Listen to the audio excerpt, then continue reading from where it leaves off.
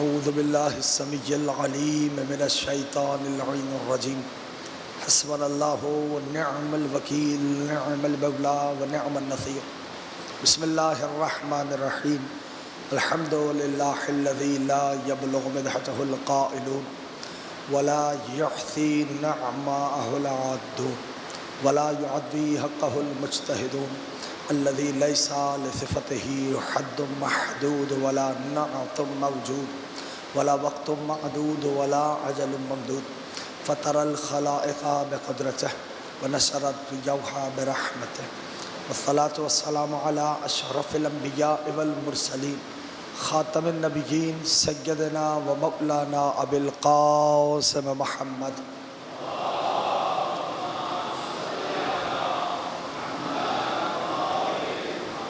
وعلى أهل البيت الطيبين الطاهرين المعصومين المظلومين المنتجبين المنتخبين الميامين أما بعد فقد قال الله سبحانه وتعالى في محكم كتابه والفرقان الحميد وقوله الحق وهو أصدق الصادقين بسم الله الرحمن الرحيم والفجر والليال عشر والشفع والوتر والليل إذا يسر هل فی ذالک قسم الذی حجر درود بھیجے مل کے محمد آل محمد۔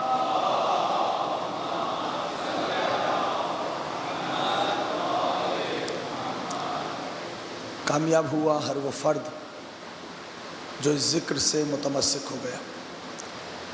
سبب کامیابی سبب کامرانی ہر اس فرد کی وہی ہستیاں ہیں جن کا یہ پاک مقدس مطہر طیب طاہر ذکر ہے۔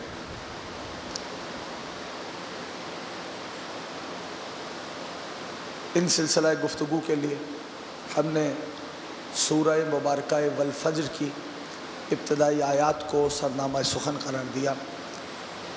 خالق دو جہاں نے اپنی لاریب کتاب میں لباس اعجاز میں ارشاد فرمایا کہ بسم اللہ الرحمن الرحیم والفجر واللیال عشر والشفع والوتر واللیل اذا یسر هل فی ذالک قسم الذی حجر، فجر کی قسم اور 10 مسلسل گزرنے والی راتوں کی قسم، 2 کی قسم اور 1 کی قسم، اور اس رات کی قسم جو آہستہ آہستہ ڈھلنے لگے۔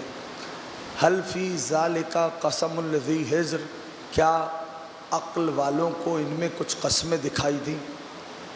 رب دو جہاں نے کچھ قسمیں کھا کر ذہن انسانی کو فکر انسانی کو متوجہ کیا کہ کیا ان میں کچھ قسمیں دکھائی دیں۔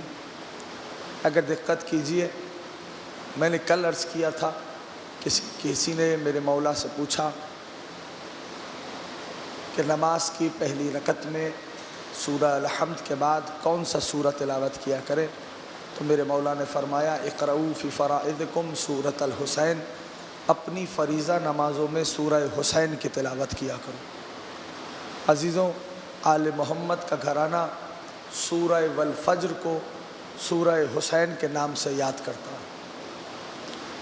اگر محسوس کریں، اور بالخصوص میں اپنے دوستوں کی خدمت میں عرض کروں کہ کربلا اسے سمجھ آئے گی جو عینک عرفان رکھتا ہے، جو چشم معرفت سے کربلا کو دیکھے گا، کربلا اسے سمجھ آئے گی۔ کل کی گفتگو ہماری اسی بات پہ تمام ہوئی تھی، اگر تو اذہان میں محفوظ ہو کہ ایک آنسو پہ جنت، یعنی آج بھی دنیا حیران و سرگرداں ہے کہ ہر وہ شے جو کریم کربلا کی ہستی سے منسوب ہے، توجہ ہے سارے دوستوں کی، ہر وہ شے جو کریم کربلا کی ہستی سے منسوب ہے، پروردگار عالم نے حسین پہ بہنے والے آنسو سے لے کر حسین کی زواری تک قدم قدم پہ بے پناہ ثواب رکھا۔ یعنی اگر غور کریں اور دقت کریں تو کریم کربلا نے ایسا کر دیا کہ قیامت تک دین خدا سرخرو ہو گیا۔ اتنی قربانیاں کریم کربلا کی جانب سے رب کی بارگاہ میں پیش کی گئیں کہ دین خدا سرخرو ہو گئے۔ میرے دوستوں، میرے عزیزوں، یاد رکھیے کہ میرا مولا سلطان کربلا، کریم کربلا کی ہستی، کریم کربلا کی ذات اقدس وہ ذات ہے کہ جس نے استعارے بدلے ہیں۔ میرے مولا کی ہستی وہ ہستی ہے کہ جس نے فطرت بدل دی ہے۔ یعنی میں عرض کروں کہ کریم کربلا کی ہستی استعارے بدلے، مثلا کربلا بسنے سے پہلے معراج کہتے تھے زمین سے عرش پہ جانے کو، کربلا آباد ہونے کے بعد معراج کہتے ہیں عرش سے کربلا میں آنے کو۔ ایسا کیا ہے؟ اور یہ روایات میں موجود ہے کہ فرشتے ہوں، حوریں ہوں، یعنی امام فرماتے ہیں کہ اگر لوگوں کی نگاہوں سے حجابات ہٹ جائیں اور لوگ دیکھنا شروع کر دیں کہ کس طرح فرشتوں کے پرے در پرے، فوج در فوج فرشتے قبر ابا عبداللہ پہ اتر رہے ہیں، آپ تصور کرتے ہیں کہ صرف آپ زواری کر رہے ہیں، تنہا آپ زواری نہیں کر رہے ہیں۔ یعنی میں نے کتابوں میں، احادیث میں انبیاء کو مشتاق دیکھا ہے کہ قبر حسین کی زواری کریں، نبیوں کو دیکھا ہے کہ اشتیاق ہے، اذن کی اجازت اذن مانگ رہے ہیں پروردگار عالم سے کہ ہمیں اذن دیجئے کہ ہم قبر حسین کی زواری پہ جائیں۔ مثلا تاریخ نے لکھا یہ واقعہ، اور واقعہ بہت سامنے کا روایت ہے، واقعہ ہے حضرت ابو حمزہ سمالی کا۔ کون سی ہستی ہے؟ میرے چوتھے امام کے زمانے کے مشہور ترین صحابی ابو حمزہ سمالی کے نواسے ہیں حسین، انہوں نے یہ روایت کی ہے۔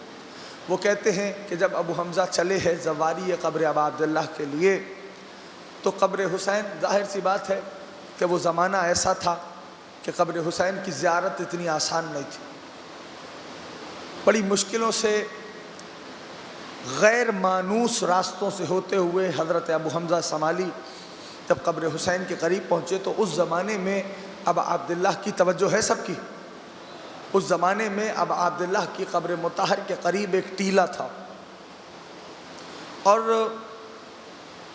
وہ کہتے ہیں کہ میں اس ٹیلے کے پیچھے چھپ گیا اور پھر سوچا کہ کچھ وقت کے بعد میں ابا عبداللہ کی قبر مطہر پہ حاضر ہوں۔ کہتے ہیں کہ جیسے ہی میں قبر ابا عبداللہ پہ حاضر ہونا چاہ رہا تھا اور ٹیلے سے باہر آیا تو قبر حسین کے سامنے ایک ہستی آ کے کھڑی ہو گئی اور کہنے لگی ابھی تجھے اجازت نہیں ہے کہ تو حسین کی قبر کی زواری کر۔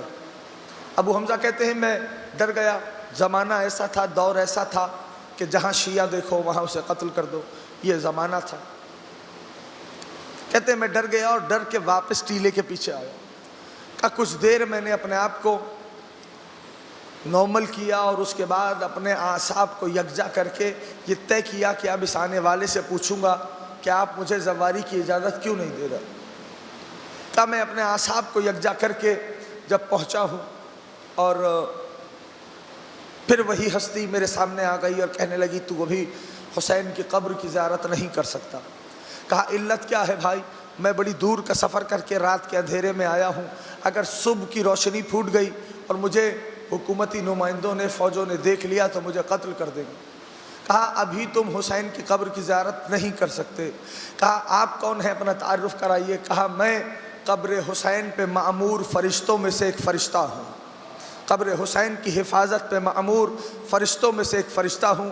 ابو حمزہ نے کہا جب میں نے یہ نام سنا، یعنی یہ سنا ذکر، کہا میں تجھے انسانی لباس میں، بشر کے لباس میں نظر آ رہا ہوں۔ کہا جب میں نے یہ ذکر، اس سے تذکرہ سنا تو میرے دل کو تقویت ہوئی کہ حکومت کا کوئی نمائندہ نہیں ہے۔ کہا جب آپ فرشتے ہیں تو آپ جانتے ہیں کہ میں قبر ابا عبداللہ کی زواری کے لیے آیا ہوں، مجھے اذن کیوں نہیں دے رہے؟ کہا اس لیے کہ ابھی موسیٰ کلیم اللہ اپنے حواریوں کے ساتھ حسین کی قبر کی زیارت پہ آئے ہوئے ہیں۔ صلی اللہ علی محمد و آل محمد وعجل فرج۔ ابھی کلیم خدا۔ اور اسی طرح کا ایک واقعہ جناب اعمش سے ہے، ٹھیک ہے نا؟ ایک بڑی قریبی، بہت اپروچیبل ریفرنس میں دے دیتا ہوں، جا کے دیکھیے اس کتاب کو۔ انگریزی زبان میں بھی ترجمہ ہو چکی ہے، اردو میں بھی ترجمہ ہو چکا۔ کتاب کا نام کامل الزیارات، ٹھیک ہے؟ عربی و فارسی میں تو آلریڈی ہے۔ لکھنے والے کی ہستی کدھر کی ہے؟ لکھنے والے کی ہستی آج ان کا جو مدفن ہے وہ کاظمیہ کے حرم میں ہے، شیخ مفید کی قبر کے ساتھ ابن قولور رحمۃ اللہ تعالیٰ علیہ کی لکھی ہوئی کتاب، اور آج کی کتاب نہیں، سالوں پرانی کتاب ہے۔ اسی طرح اعمش سے ایک واقعہ ہے کہ ابراہیم خلیل اللہ قبر حسین کی زیارت پہ آئے ہوئے ہیں۔ محسوس کر رہے ہیں دوست کہ انبیاء حسین کی قبر کی زیارت کے اشتیاق میں، ملائکہ پرے در پرے، یعنی ہر روز 70,000 فوجیں ملائکہ کی اترتی ہیں قبر حسین کی زواری کے لیے، بیت معمور چھوڑ کے آ رہے ہیں، عبادت کو چھوڑ کے آ رہے ہیں قبر حسین کی زیارت کے لیے۔ جب خالق نے پوچھا کیا کرو گے، کہا وہاں عبادات کو انجام دیں گے۔ فرشتوں سے پوچھا، کہا کیا کرو گے، کہا حسین کی قبر کا طواف کریں گے۔ ہاں، کہا تم قیامت تک جو عبادتیں اور طواف بجا لاؤ گے، میں ان تمام عبادتوں اور طواف کے ثواب کو حسین کے زائرین کے نامے میں لکھوں گا۔ درود بھیجے مل کے محمد آل محمد صلی اللہ علیہ وسلم۔ ایک اور مرتبہ عظمت اہل بیت پہ درود بھیجیے۔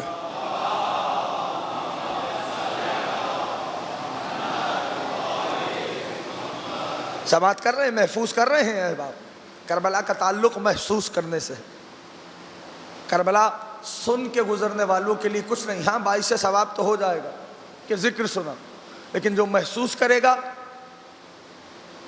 اس کو تازگی ملے گی، اس کی اصلاح ہو۔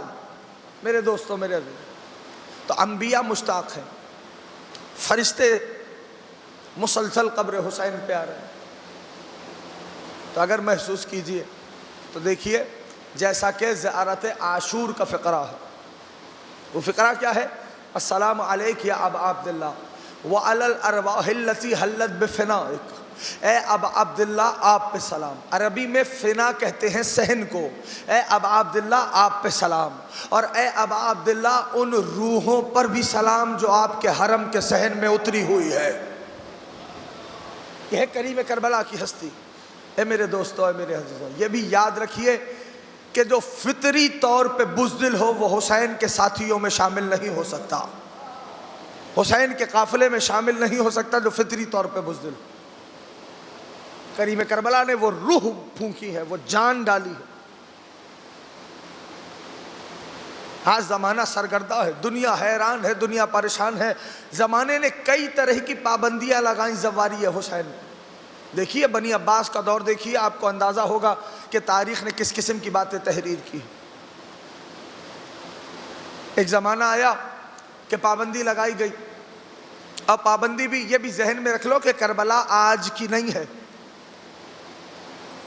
جس کے ذہن میں یہ ہے کہ ہاں کریم کربلا آ گئے اور کربلا آباد ہو گئی، تو یہ یاد رکھنا کربلا آج کی نہیں ہے۔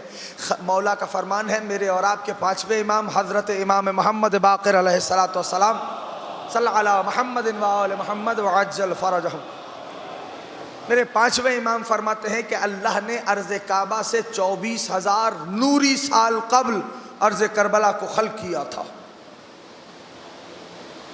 ہر نبی اس سرزمین سے گزرا ہے، اور ہر نبی نے پوچھا ہے کہ پالنے والے یہ کیسی سرزمین ہے، اور ہر نبی کے سوال کا جواب اس کو آیا۔ یہ بھی ایک طویل موضوع ہے میرے دوستوں، میرے عزیزوں، کہ کون کون سے نبی اس سرزمین سے گزرے ہیں اور انہوں نے کس قسم کے سوالات کیے اور وہ کیسے متوجہ ہوئے کربلا اور حسین کی جانب۔ یہ بھی یاد رکھیے گا، کربلا آج کی نہیں ہے۔ پابندیاں لگی زواری حسین ابن علی، یعنی آج دنیا سرگردہ ہے نا کہ کیا اٹریکشن ہے کریم کربلا کی ہستی میں، کہ جسے دیکھو وہ حسین کے لشکر میں شامل ہونا چاہتا ہے، جسے دیکھو وہ حسین کی زواری کے لیے بیتاب ہے، جسے دیکھو وہ کربلا کی جانب بڑھنا چاہتا ہے۔ علت کیا ہے، وجہ کیا ہے، کون ہے حسین ابن علی، کیا ہے ہستی کریم کربلا کی؟ میں کریم کربلا کے بارے میں آپ کو کیا بتاؤں میرے دوستوں، آج زمانے کو حسین کے شہر کی خاک سمجھ نہیں آ رہی۔ لبیک یا حسین،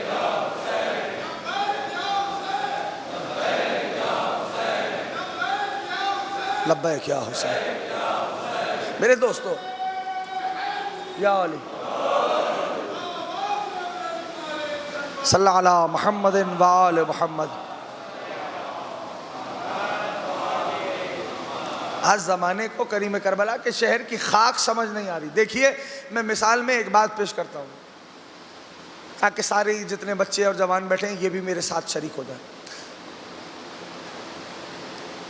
جب تک صاحب معجزہ رہا تب تک معجزہ رہا. ٹھیک ہے؟ یعنی جناب کلیم اللہ کو اللہ نے کیا معجزے عطا کیے تھے؟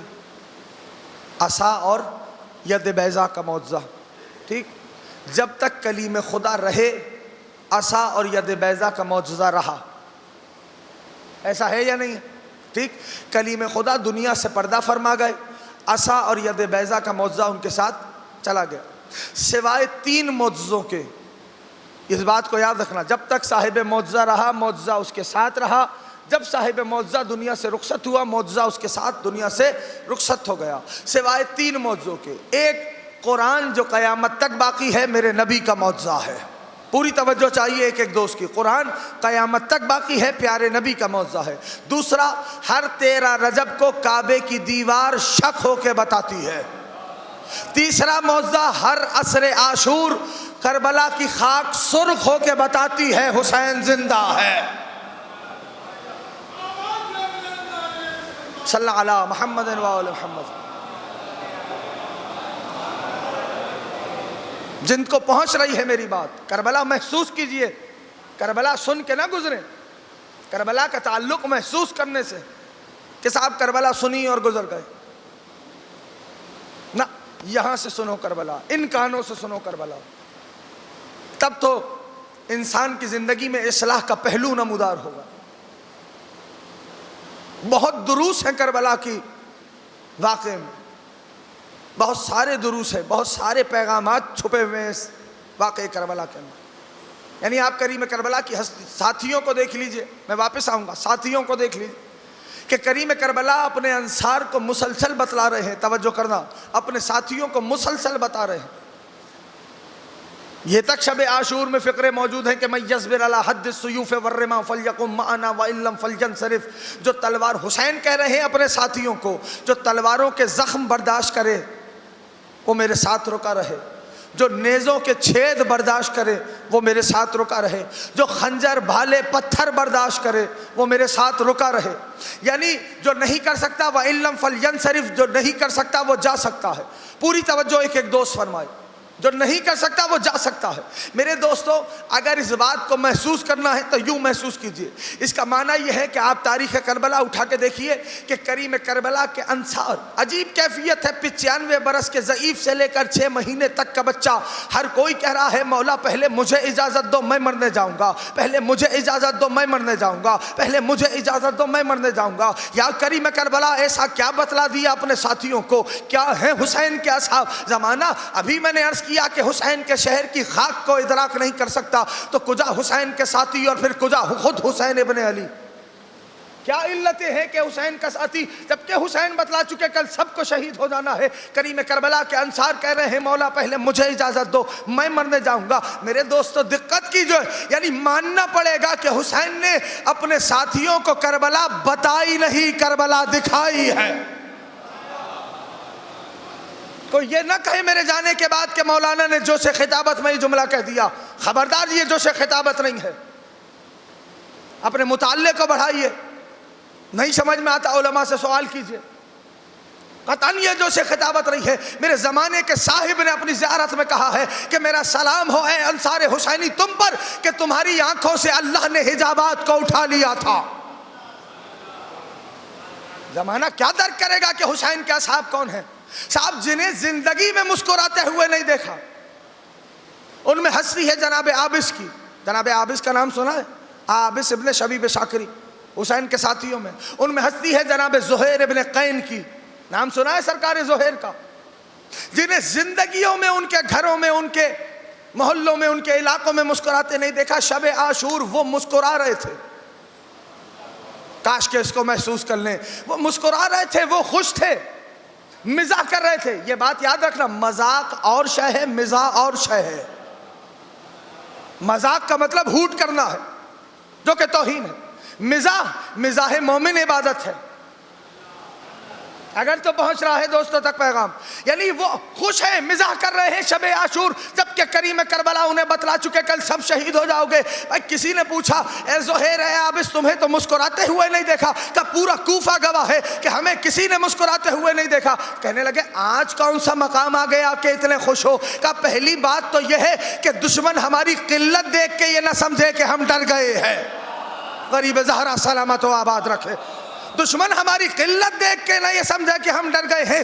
دوسرا, کیوں مزاح کر رہے ہو, آج کیوں خوش ہو؟ کہ زندگی بھر جس منزل کی تلاش میں تھے آج وہ نگاہوں کے سامنے کھڑی ہے. درود بھیجے مل کے محمد آل محمد پر, صلی علی محمد و آل محمد. دوستوں یہ وہ گوشے ہیں جو عموماً مصائب میں آ کے رہ جاتے ہیں, ان پہ بات نہیں ہوتی. اپنے بچوں کو, اپنے جوانوں کو کس مقام پہ بتائیں. یاد رکھیے انصار حسین ابن علی کی کیفیت. ایک ساتھی کا ذکر کروں اگر سننا چاہتے ہیں. کریم کربلا کے ایک ساتھی ہیں جو مکے سے کریم کربلا کے ساتھ, نام ہے عبداللہ ابن یقطر. جس نے سنا ہے اس نے سنا ہے, جس نے نہیں سنا وہ محفوظ کرے. عبداللہ ابن یقطر, یہ دو نقطے والا قاف, توئیں اور رے, یاد رہے گا. عبداللہ ابن یقطر ہستی ہے, مکے سے ساتھ ہے کریم کربلا کی. اور ان کی دوسری خصوصیت یہ ہے کہ یہ نبی کے صحابی ہیں جو حسین کے ساتھ تھے. پیارے نبی کے صحابی ہیں جناب عبداللہ ابن یقطر, کریم کربلا کے ساتھ. عالم دیکھیے اور محسوس کیجئے گا. جب جناب مسلم کی کوئی خبر نہیں آئی اور کریم کربلا نے جب جناب مسلم کو اپنا سفیر بنا کے بھیجا تھا, ذہن میں ہے وہ واقعہ سب کے, جب مسلم کو بھیجا تھا تو کریم کربلا نے فرمایا تھا کہ افضل من اہل بیتی وثقتی, اسے بھیج رہا ہوں جو میرے اہل بیت میں افضل ہے اور مجھ حسین کے اعتماد کی جگہ ہے. یہ ہے مسلم, یہ ہے مسلم. جب تاریخ بتلاتی ہے, مقاتل بتلاتے ہیں, جب جناب مسلم کی کوئی خبر نہیں آئی کریم کربلا کو, تو کریم کربلا نے عبداللہ ابن یقطر کو بلایا کہ آپ کوفے جائیے اور معلوم کیجئے مسلم کی خبر کیا ہے. جب کریم کربلا منزل ثعلبیہ پہ پہنچے تو مسلم کی شہادت کی خبر آئی. عبداللہ ابن یقطر چاہتے تھے کہ کریم کربلا تک خبر پہنچائیں, لیکن حالات کیا تھے کوفے کے, یہ بھی بات ذہن میں رکھو. کوفے کی زمین کے لیے آل محمد نے بڑی فضیلتیں بیان کی ہیں. مجھے نہیں پتا, جو تاریخ جانتا ہے وہ یقیناً میرا ساتھ دے گا. صاحب کوفے سے تو کوئی شامل نہیں ہوا.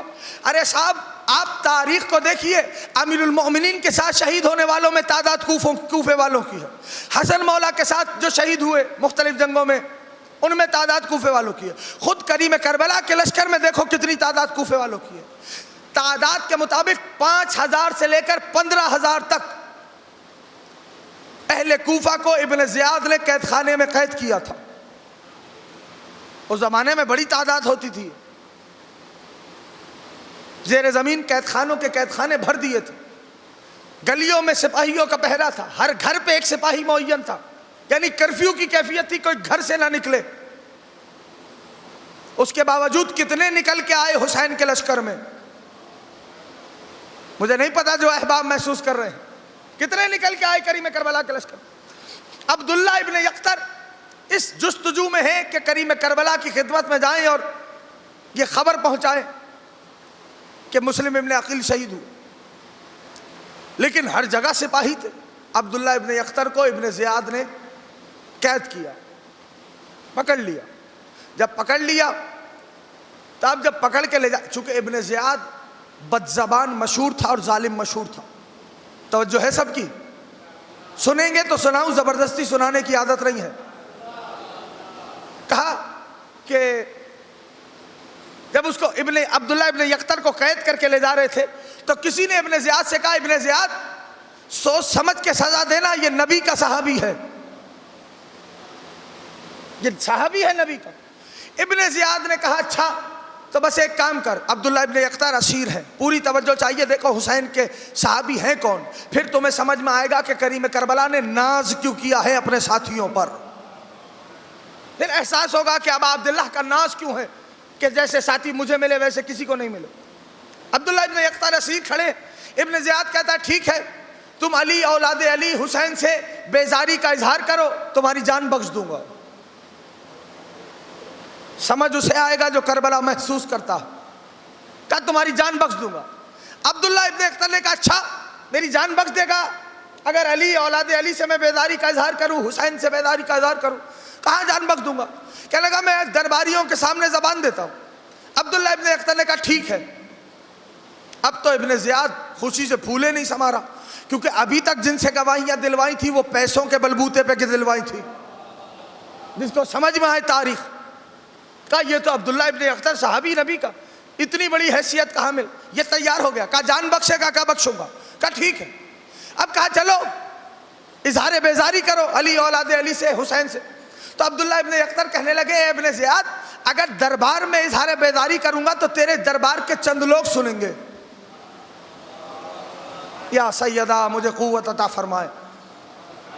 کہ تیرے دربار کے چند لوگ سنیں گے، ایک کام کر کے کوفے میں اعلان کروا، سارے کوفے کو جمع کر، میں کوفے کے مجمع کے سامنے بولوں گا۔ اب ابن زیاد خوشی سے پھولے نہیں سما رہا، کہنے کا یہ تو اور آسان ہو گیا کہ پورے کوفے کے سامنے عبداللہ ابن اختر اظہار کرے گا۔ اس نے اعلان کرا دیا کوفے کے سامنے، دارالامارہ کی چھت پہ عبداللہ ابن اختر کو لے جایا گیا۔ عبداللہ ابن اختر کو چاروں طرف سے سپاہیوں نے گھیرا تھا۔ ابن اختر یہ سمجھ چکا تھا کہ اس کے پاس کل 1 منٹ ہے،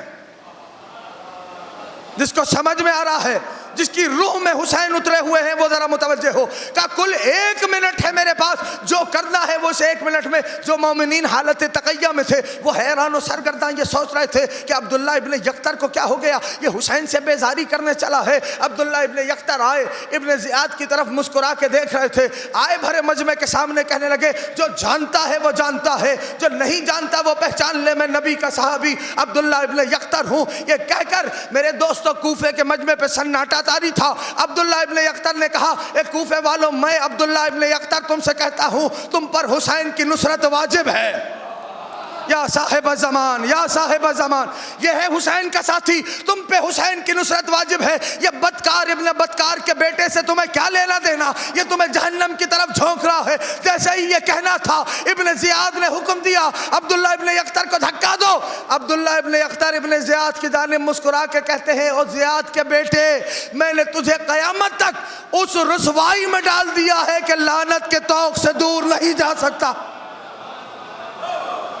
میرے دوستو، میرے عزیزو، کریم کربلا کہ اصحاب دیکھیے، کون کرے گا تذکرہ ان صحابیوں کا، کون بتائے گا ان بچوں کو کون کون سے افراد کیسے کیسے حسین کے لشکر میں شامل ہوئے؟ کب آئے گا وہ وقت؟ میرے دوستو، میرے عزیزو، اپنے مطالعے کو بڑھاؤ، نہیں تو ایسی مجالس کا انعقاد کرو جن میں اصحاب کا، انصار کا تذکرہ ہو سکے، تمہیں پتا تو چلے کہ اطاعت کرنے والوں کا مقام کیا ہے۔ یہ معمولی تذکرے نہیں ہیں، میسم کا تذکرہ ہو، سلمان کا تذکرہ ہو، مقداد کا تذکرہ ہو، عمار کا تذکرہ ہو، پتا تو چلے ان میں تھا کیا ایسا۔ یعنی جب جناب جملہ کہہ رہا ہوں، جب جناب میسم سنیں گے، جب جناب میسم تمار، میسم تمار، اچھا ایک لفظ اور میں واضح کر دوں کہ اصل پروناؤنسیشن میسم نہیں ہے، میسم ہے، اس کو بھی یاد رکھیے گا۔ جو کریکٹ ہے وہ ہے میسم، میم کے نیچے زیر، میسم صحیح پروناؤنسیشن نہیں ہے۔ میسم کو جب اسیر کر کے دربار میں بلایا گیا، ایک پیغام بھی ہے سارے جوانوں کے لیے، وہی ابن زیاد کا دربار تھا۔ میسم اسیر ہو کے آئے، تلواریں برہنہ ہیں، میسم زنجیروں میں جکڑے ہوئے۔ ابن زیاد کہتا ہے میسم کی طرف دیکھ کر تم ہو لوگوں میں جو علی کے سب سے زیادہ قریب ہو، یہی پیغام بھی ہے، تم ہو لوگوں میں جو علی کے سب سے زیادہ قریب ہو۔ جناب میسم مسکرا کے کہتے ہیں میری کیا حیثیت کہ میں علی کے قریب ہو جاؤں، یہ تو علی کی کریمی ہے، انہوں نے اپنے قریب کیا ہوا ہے۔ درود بھیجے مل کے محمد آل محمد پر۔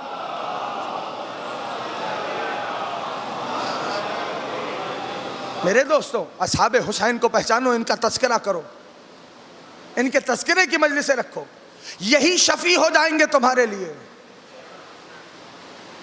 ہاں، اس کی بھی دلیل میں رکھتا ہوں، بغیر دلیل کے بات کرنے کا عادی کوئی نہیں، سیکنڈ ہینڈ انفارمیشن دینے کا عادی کوئی نہیں۔ اس کی بھی دلیل ہے کہ یہی شفیع ہوں گے۔ ایک ہستی ہے کریم کربلا کے صحابیوں میں، ان کا بھی تذکرہ سن لیجئے۔ میں نے مقتل کی ذمہ داری سے کہہ رہا ہوں، مقتل میں پڑا ہے کہ تیر ایسے آ رہے تھے، مصائب نہیں کہہ رہا، ایسے آ رہے تھے کہ یعنی اتنے تھے کہ جس کے سائے میں چلا جا سکتا تھا۔ سوچئے کتنے تیر برس رہے ہوں۔ اتنے میں میرے مولا کے ایک ساتھی ہیں، نام ہے ابو ثمامہ سیداوی، یاد رکھیے گا یہ نام۔ وقت آ گیا، آئے کریم کربلا کے پاس۔ اچھا یاد رکھیے ایک اور بات بھی میں عرض کر دوں کہ کچھ وہ ہیں جو حسین کے محافظ دستے کے لوگ ہیں، یہ بھی پالیسیز اور اسٹریٹجیز پتہ ہونی چاہیے۔ یعنی وہ کسی نے مقتل نے 4 افراد کے نام لکھے، کسی نے 5 کے نام لکھے، جو کریم کربلا کی حفاظت پہ مامور ہیں، ٹھیک ہے۔ ابو ثمامہ سیداوی آئے، کہنے لگے مولا تیر برس رہے ہیں، کیسے کہ تیروں کے سائے میں گزرا جا سکتا ہے۔ مولا نماز کا اول وقت آ گیا۔ سنو سنو، یہ ہے نماز جسے حسین تیروں میں ادا کر رہا ہے۔ یا صاحب الزمان، یا صاحب الزمان، کہا مولا نماز کا اول وقت آ گیا۔ کریم کربلا نے اوپر دیکھا، کہا نام ہذا اول وقت ہے، ہذا اول وقت ہے۔ کہا ہاں یہی ابو ثمامہ سیداوی، یہی نماز کا اول وقت ہے۔ جعلک اللہ من المصلین۔ اب دیکھو حسین دعا دے رہے ہیں، اے ابو ثمامہ اللہ تجھے نمازیوں سے شمار کرے۔ اب تیر برس رہے ہیں، سوچنا، میں نے کہا تھا نا حسین نے فطرت بدلی ہے۔ سامنے سے شے پھینکوں، کیا کہتی ہے فطرت؟ بیٹھ جاؤ گے نہیں بیٹھو گے؟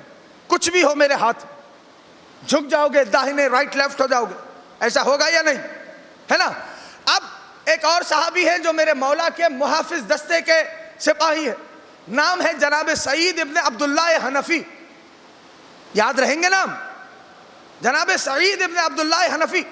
زیارت میں صاحب الزمان نے ان کا نام لے کے سلام کیا ہے، اور یہی وہی ہستی ہیں کہ جب کریم کربلا نے چراغ بجھایا اور کہا جو جانا چاہتا ہے چلا جائے، تو سعید ابن عبداللہ اٹھ کے کھڑے ہوئے، کہنے لگے مولا اگر مجھے 70 بار قتل کیا جائے، اس کے بعد مجھے جلا دیا جائے، اور جلانے کے بعد میری راکھ ہوا میں اڑا دی جائے، اس کے باوجود بھی تیرے دامن سے باز نہیں آؤں گا۔ جاؤ جا کے زیارت نہیہ کو دیکھو، یہ ہے سعید، محافظ دستے کے سپاہی ہے کریم کربلا کے۔ تیروں کا می برس رہا ہے، فطرت کیا ہے، انسان بیٹھ جاتا ہے۔ اب مفہوم الفاظ میرے ہیں، مفہوم جناب سعید کا ہے، آپ کو سمجھانے کے لیے کہہ رہا ہوں۔ جناب سعید آ گئے، نماز ذہن میں ہے نا، جناب سعید آ گئے، کہنے کہ فرزند رسول، ہاں سعید بولو، فرزند رسول ایک مسئلہ پوچھ رہا ہے، مفہوماً پیش کر رہا ہوں، الفاظ میرے۔ کہاں سعید؟ مولا اگر، کاش کہ آپ پہنچ جائیں، مولا اگر کوئی کعبے کی حفاظت کی غرض سے کعبے کو پشت دکھائے، غریب زہرا آپ سب کو اپنے روزے کا دیدار نصیب فرمائے، کعبے کو پشت دکھائے تو یہ عمل کیسا ہے؟ کریم کربلا کے لبوں میں مسکان مچلی۔ کہا سعید کعبے کی حفاظت کا معاملہ ہے، بہترین عمل ہے۔ سعید نے ہاتھوں کو جوڑا، کہا مولا آپ بھی تو ولایت کا کعبہ ہیں۔ سعید مولا میں کھڑا ہوں گا۔ اب جناب سعید سامنے کھڑے ہیں، تیر ایسے آ رہے ہیں جیسے بارش کی بوندیں برستی ہیں۔ ایک دعا ہے، اے پالنے والے، جسم کے آخری قطرے تک خون کے، اس وقت تک گروں نہیں جب تک حسین نماز نہ پڑھ لے۔ بیٹھ جائے تو تیر حسین کو لگے، دعا مانگ رہے ہیں۔ یہ یہاں کریم کربلا کی نماز مکمل ہوئی، یہاں سعید کے جسم پہ آخری تیر لگا، سعید ایسے گرے کہ کریم کربلا کے زانو پہ سر آیا۔ مقام مصائب نہیں ہے، جملہ سن لو۔ حسین کی خوشبو محسوس کی، آنکھیں کھولیں۔ اب سنو، 2 باتیں جناب سعید نے کی ہیں، 2 باتیں۔ مولا اللہ اکبر، اللہ اکبر، قد وفیت ابن رسول اللہ، اے رسول کے بیٹے کیا میں نے وفا کی؟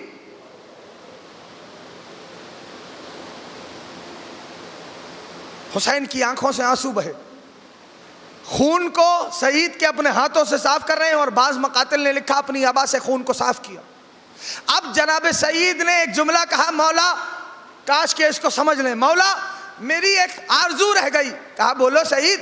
کہا مولا زندگی کی آخری نماز تھی، کاش تیرے پیچھے پڑھ لیتا۔ اللہ اکبر، اللہ اکبر۔ کریم کربلا آنکھوں سے آنسو جاری، کہنے لگے سعید تو کیسی باتیں کر رہا ہے، انت امامی فی الجنہ، سعید جیسے آج تو میرے آگے کھڑا ہے، جنت میں بھی تو ہی میرے آگے آگے چلے گا۔ کیا ہے حسین کے ساتھی؟ کون ہے انصار حسین ابن علی؟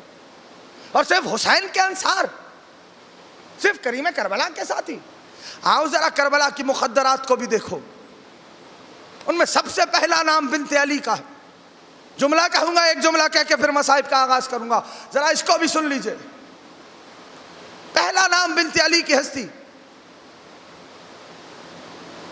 علامہ جزائری رحمت اللہ تعالیٰ علیہ اپنی کتاب میں لکھتے ہیں کہ اللہ نے آسمان کو، کاش کہ اس کو سمجھ لینا، اللہ نے آسمان کو اسماء خمسہ سے زینت دی ہے، عرش کو اسماء خمسہ کے ناموں سے زینت دی ہے، لیکن اللہ نے، اللہ کرے میں پہنچا سکوں، حوالہ دے چکا کتاب میں دیکھنا، اللہ نے عرش کو پنجتن کے نام سے زینت دی ہے، لیکن اللہ نے لوح محفوظ کو زینب کے نام سے زینت عطا کی ہے۔ یا صاحب الزمان، ایک بہت بڑے عالم گزرے، نام علامہ باقر قرشی رحمت اللہ تعالیٰ علیہ، توجہ ہے، سنیں گے؟ ایک فقرہ کہوں، بس یہی غالباً آج کی آخری بات ہونا۔ وہ فرماتے ہیں، اچھا پہلے تو یوں محسوس کر لیں کہ حسن و حسین جیسے شہزادوں کی موجودگی میں جو باپ کی زینت کہلائے اسے زینب کہا جاتا ہے۔ زمانہ کیا درک کرے گا یہ گھرانہ کون سا گھرانہ؟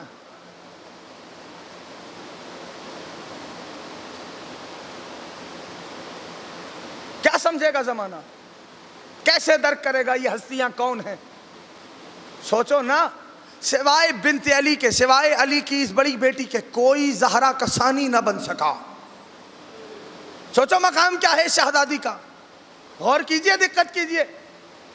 میں اپنے جوانوں کے لیے فوڈ فور تھاٹ دے رہا ہوں کہ اس کو سوچو، یعنی اگر اس کو دیکھیے آپ،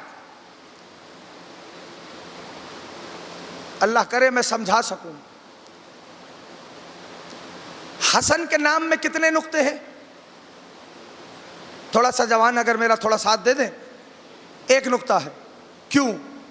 اس رخ کو بھی دیکھیے، کیوں؟ کاش کہ سمجھیں اس بات کو، اللہ کرے میں پہنچاؤں، بالخصوص میرا جتنا جوان احباب تشریف فرما ہے۔ حسن کے نام میں ایک نقطہ، کیوں؟ کیونکہ حسن کو علی کی نیابت کرنی ہے۔ غریب زہرا سلامت رکھے، خدا ان اٹھتے ہوئے ہاتھوں کو سلامت و آباد رکھے۔ جناب بی بی فاطمہ شام آپ سب کو اپنے روزے پہ حاضری کا شرف عطا فرمائے۔ میرے دوستوں سے بڑی دعائیں میرے پاس کوئی نہیں ہے، ذرا یاد رکھیے گا، ٹھیک؟ حسین کے نام میں 3 نقطے ہیں۔ کیوں؟ تینوں کی نیابت کرنی ہے، محمد، علی اور حسن کی۔ یا صاحب الزمان، یا صاحب الزمان، ہے ایسا یا نہیں؟ تینوں کی نیابت کرنی ہے۔ اب آ جائیے اس بی بی پر، کتنے نقطے ہیں زینب کے نام میں؟ 5 نقطے ہیں جناب زینب کے نام میں، کہا کیونکہ زینب کو پنجتن کی نیابت کرنی ہے۔ یہ بھی ایک نقطوں کی ایک روش ہے، یہ علم ہے ایک جو نقطوں سے منحصر ہے۔ ایک عالم باقر شریف قرشی رحمت اللہ تعالیٰ علیہ، انہوں نے اپنی کتاب میں لکھا کہ اگر کوئی مجھ سے پوچھے کہ آپ کم سے کم علی کی بیٹی کا مقام بتائیے، وہ فرماتے ہیں انی اقول علی حد الاقل ہی کانت نعد علی الوجودی، وہ کہتے ہیں میں کم سے کم اگر علی کی بیٹی کے بارے میں کچھ کہہ سکتا ہوں تو وہ یہ کہہ سکتا ہوں کہ جب نعد علی کو وجود ملتا ہے تو زینب بنتی ہے۔ صلی اللہ علی محمد و آلہ محمد۔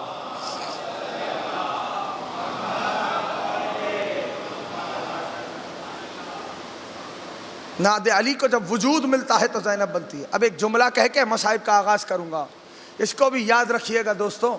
ٹھیک ہے میں نے مانا کہ نعت علی قرآن نہیں، کہہ دوں جملہ سننے کے متحمل ہیں، ٹھیک ہے میں نے مانا، لیکن نعت علی کسی شاعر کے قلم سے لکھا ہوا کلام بھی تو نہیں۔ کچھ کہہ رہا ہوں شاید سمجھ جائیں بھائی، نعت علی وہی لایا ہے جو قرآن لاتا ہے۔ یا صاحب زمان، مانا کہ میں نے نعت علی قرآن نہیں، لیکن لایا وہی ہے جو قرآن لایا ہے۔ قرآن جیسی طاہر تو ہے۔ میرے دوستوں، میرے عزیزوں، خدا کی قسم غور کیجئے، دقت کیجئے۔ اس بی بی کے نام کی عدد ہے 69۔ کتنے؟ 69۔ جانتے ہو قرآن میں کچھ ظاہر ہے کچھ باطن ہے قرآن کا، ٹھیک؟ پورے قرآن میں دیکھ ڈالو 69 آیات سورہ عنکبوت میں ہیں، تو باطن میں یہ سورہ منسوب ہے علی کی بیٹی کے ساتھ۔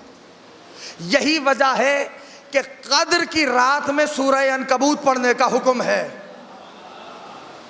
لیلۃ القدر لقب ہی بنت علی کے والدہ کا ہے۔ میرے دوستوں، میرے عزیزوں، ایسی بہت سارے اسرار ہیں جو اس دنیا سے بہت مختلف ہیں، جس کی طرف کسی کا رجحان نہیں گیا۔ کسی کو کوئی مسئلہ ہونا مشکل ہو، بہت ہی مشکل میں گھرا ہوا، تو ایک تسبیح درود کی پڑھ کے بنت علی کو ہدیہ کرے اور اپنی حاجت کو طلب کرے، آپ کے مسئلے حل ہو جائیں گے۔ درود بھیجے ایک مرتبہ مل کے محمد آل محمد۔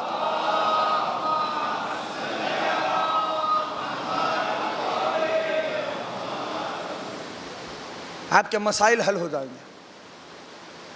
کیا طلسم پوشیدہ ہے بنت علی کی ذات میں۔ اور یہ بھی یاد رکھنا کہ جب خطبہ دیا ہے علی کی بیٹی نے، یوں تو شام کے دربار کا خطبہ بڑا مشہور ہے، یاد رکھیں یہ بھی ایک پالیسی دے رہا ہوں، خطبہ نہیں سنا رہا۔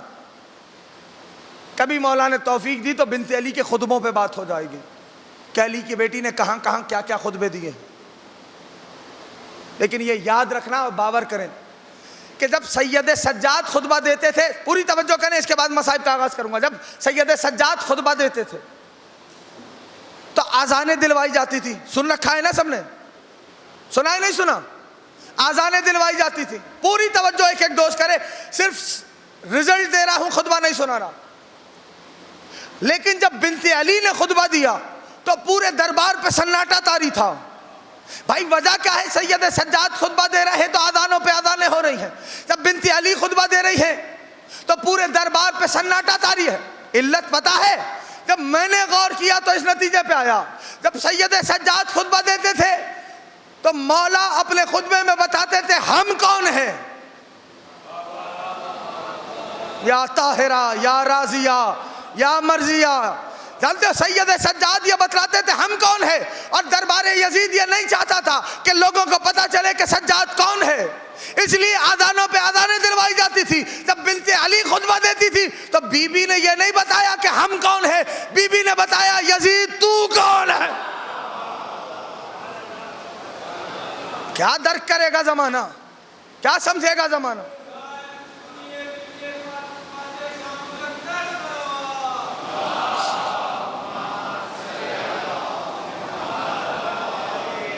سوچو حسن حسین کی موجودگی میں کوفے میں جس بی بی کا درس قرآن جاری ہو اسے زینب کبریٰ کہا جاتا ہے۔ دوستوں جانتے ہو کہ شہزادی ایک بھائی کے سہارے مدینہ سے چلی تھی۔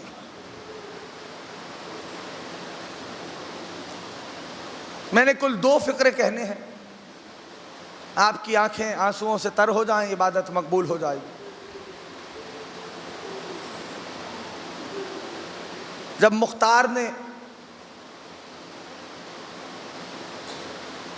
کا یہ طریقہ ہے اور بہت بڑا کنٹریبیوشن ہے سرکار مختار کا، بہت بڑا کنٹریبیوشن ہے کہ جب کوئی قاتل پکڑ کے لایا جاتا تھا تو جناب مختار پوچھتے تھے اس سے، یعنی مقتل کا ایک بہت بڑا حصہ اس طرح ہم تک پہنچا ہے جناب مختار پوچھتے تھے ما صنعت فی کربلا، بتا تو نے کربلا کے میدان میں کیا ظلم اٹھایا۔ ایک قاتل پکڑ کے لایا گیا، حوصلے سے سن لینا، 2 روایتیں سناؤں گا جناب مختار سے۔ ایک قاتل پکڑ کے لایا گیا، جناب مختار نے پوچھا بتا ما صنعت فی کربلا، کربلا کے میدان میں تو نے کیا ظلم اٹھایا۔ وہ کہتا ہے امیر میں نے کچھ نہیں کیا۔ مختار کہتا ہے اگر تو نے کچھ نہ کیا ہوتا تو یہ تجھے میرے سپاہی کبھی پکڑ کے نہ لاتے، بتا کیا کیا۔ کہتا ہے امیر کچھ نہیں کیا۔ اللہ کرے آپ محسوس کر لیں۔ مختار کہتے ہیں بتا کیا کسی شہید کے جسم کو پامال کیا۔ غریب زہرا آپ کی ہائے پہ رحمت نازل فرمائے۔ کہتا ہے نہیں امیر۔ مختار کہتا ہے کیا کسی بچی کے دامن میں آگ لگائی۔ اجرکم اللہ، ہائے کرنے والوں مادر حسین اجر عظیم عطا فرمائیں گے۔ کہتا ہے نہیں امیر۔ مختار کہتا ہے کیا کسی بچی کو تماچا مارا۔ کہتا ہے نہیں امیر۔ مختار کہتا ہے بول یا تلوار اٹھاؤں۔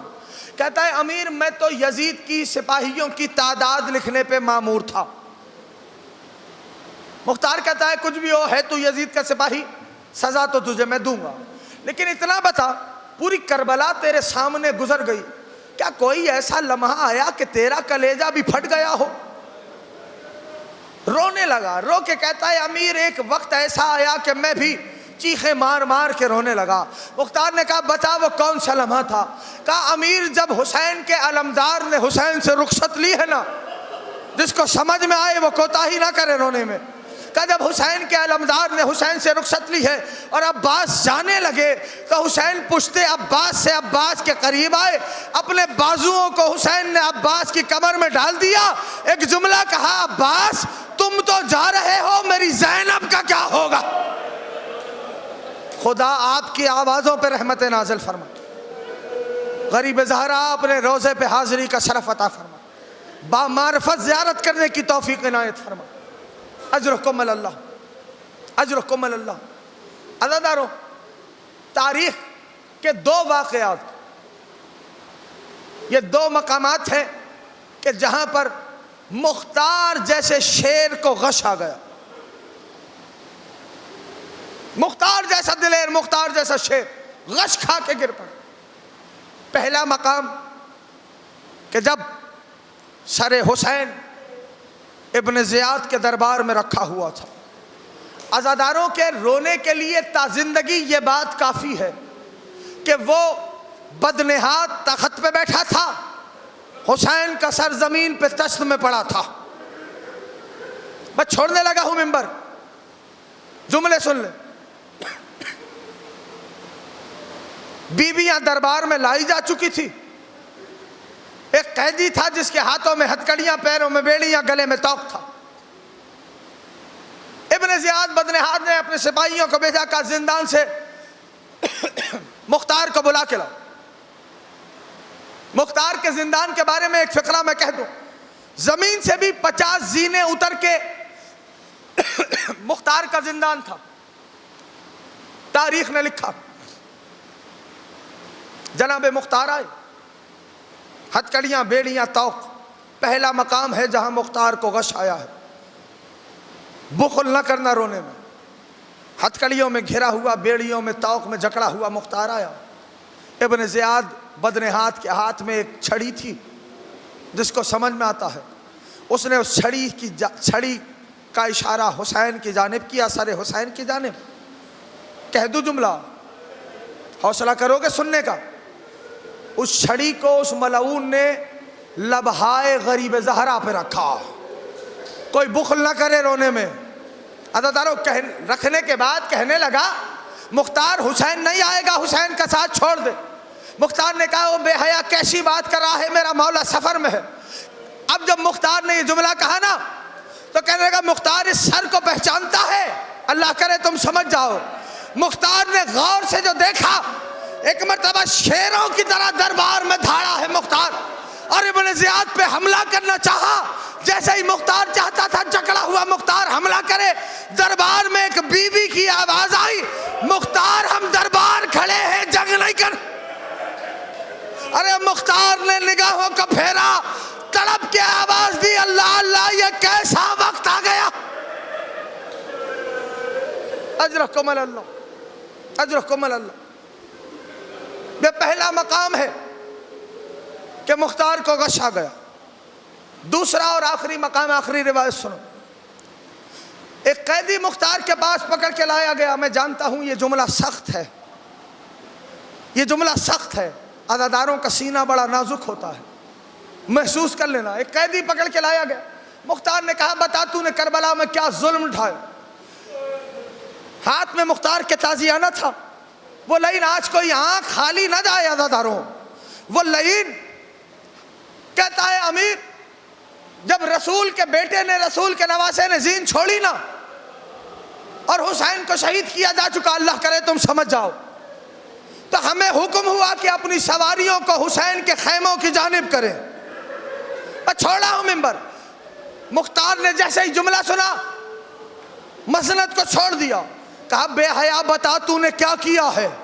وہ لعین کہنے لگا امیر، میں وہ پہلا شخص تھا جو علی کی بیٹی کے خیمے میں گھسا تھا۔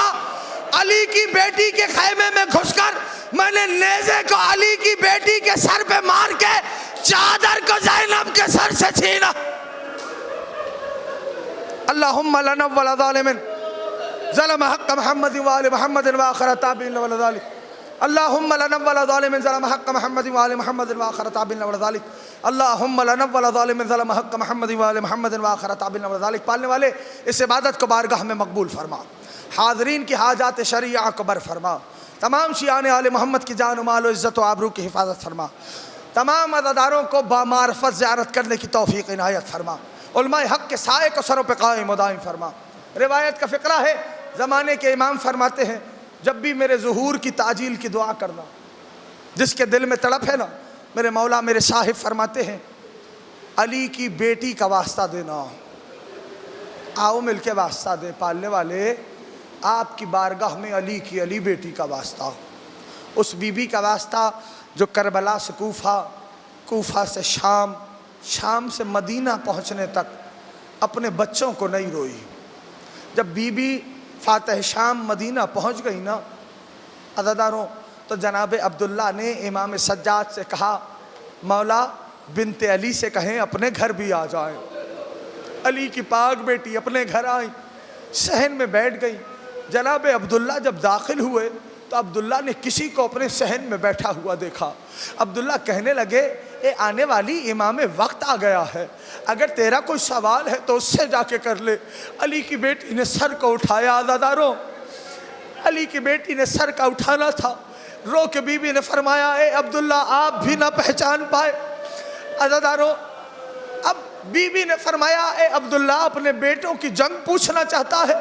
جناب عبداللہ ہاتھوں کو جوڑ کے کہتے ہیں نہ میری شہزادی مجھے بتا میرے مولا پہ کیا بیتی۔ علی کی پاک بیٹی نے حسین پہ بیتا ہوا لمحہ لمحہ بتا دیا۔ عزاداروں جب بی بی بتا چکی نا تو اب اپنے گھر کے صحن میں بی بی کھڑی ہوئی، چند قدم آگے بڑھی تھی، نگاہوں میں اون و محمد کے حجرے آ گئے۔ شہزادی کی ماں متا ابھر آئی، کربلا کا رخ کیا، جھولی پھیلا کے آواز دی اے اون و محمد ماں کو معاف کر دینا، کس کس کا ماتم کرتی زینب۔ پالنے والے اس شہزادی کا واسطہ دیتے ہیں یوسف زہرا کے ظہور میں تعجیل فرما، ہم سب کو مولا کی معرفت نصیب فرما، ہم سب کو مولا کے آوان میں شمار فرما، ہم سب کو مولا کی سیرت و کردار پہ چلنے کی توفیق عنایت فرما۔ بسم اللہ الرحمن الرحیم۔ اللہم کن لولیک الحجۃ بن الحسن صلواتک علیہ وعلی آبائی فی ہذہ الساعۃ وفی کل ساعۃ ساعۃ اللیل والنہار ولیا وحافظا وقائدا وناصرا ودلیلا وعینا حتی تسکنہ ارضک طوعا وتمتعہ فیہا طویلا برحمتک یا ارحم الراحمین۔ ماتم حسین۔